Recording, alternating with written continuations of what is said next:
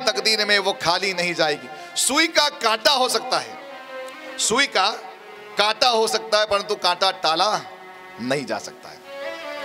कई बार माता बहन आती है मुझसे, कहती बोले पंडित जी इतना भगवान का पूजन करते हैं, अर्चन करते हैं, दान करते हैं, 5 बार 6 बार भागवत महापुराण करा ली, 3-3 4-4 बार शिव महापुराण करा लिए, यज्ञ करा लिए, अनुष्ठान करा लिए, इसके बाद भी पंडित जी हमारा दुख क्यों दूर नहीं होता। मैंने कहा कि देखिए कई बार हमें इस जन्म का तो पता होता है कि हम ये अच्छा कार्य कर रहे हैं, परंतु पूर्व जन्म का कर्म का हमें पता नहीं चलता सा। जैसे प्राचीन समय में गांवों में मिट्टी की कोठी हुआ करती थी, आजकल भी कई गांवों में होगी, किसी घर में होगी, जो पुराने गांवों में मिट्टी की कोठी हुआ करती थी, उसमें अनाज भरा जाता था।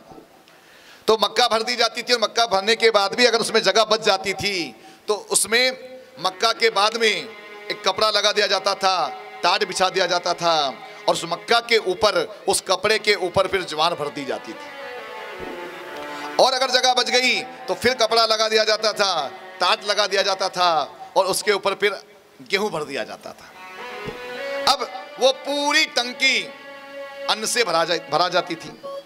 अब निकालना हो तो सबसे पहले उस टंकी के नीचे सा इतना सा गोल छेद हुआ करता था, उसमें कपड़ा लगा दिया जाता था। उस कपड़े को जैसे ही निकाला जाता था उससे अनाज निकलना प्रारंभ हो जाता था। तो जब तक मक्का होती थी तब तक मक्का निकलती थी और जैसे ही मक्का खत्म हुई कि फिर ज्वार निकलना शुरू हो जाती थी और ज्वार भी खत्म हुई तो फिर गेहूं निकलना शुरू हो जाता था। जो हमने भरा था ना, जो हमने रखा था वही हमें प्राप्त होता था। ये समझना कि अभी दुख का समय आ रहा है, संकट का समय आ रहा है, तो ये समझ लेना कि अभी मक्का निकल रही है, मक्का चल रही है, मक्का खत्म हुई कि फिर ज्वार की रोटी। और भगवान तो के बारे में तो गोस्वामी तुलसीदास जी लिखते हैं कि कोहू न काहू सुख दुख कर त्राता, निज कत कर्म पावई सब भ्राता। कोई किसी को दुख नहीं देता, जो कुछ मिलता है व्यक्ति को अपने कर्म के कारण मिलता है। और साहब ये सब कर्म का लेखा जोखा है। एक ही गांव में,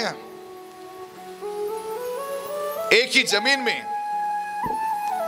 एक ही होल के कुएं के पानी से फसल उगाई जाती है तो किसी को कम और किसी को ज्यादा मिलती है। उसके पीछे जरूर जो कारण होता है वो कर्म का कारण होता है।